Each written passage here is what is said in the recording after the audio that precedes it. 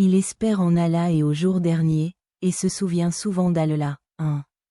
Ainsi, il est désormais de la foi musulmane de prendre le prophète comme exemple et d'essayer de vivre, d'agir et d'adorer comme lui.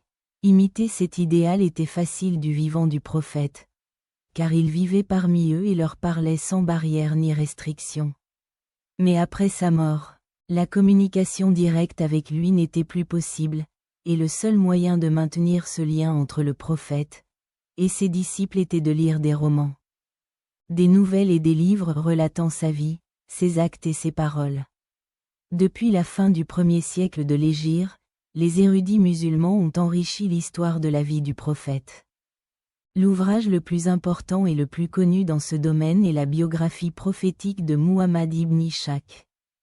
Édité par Ibn Hisham et connu sous le nom de biographie prophétique d'Ibn Hisham, Surah d'Ibn Hisham.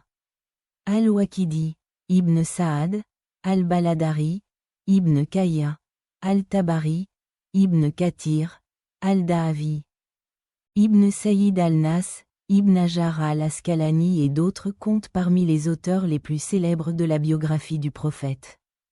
Musulmans et orientalistes ont écrit des textes différents sur la vie du prophète à l'époque moderne. Le programme utilisé pour sa rédaction dépendait de leur domaine d'expertise et de leurs objectifs.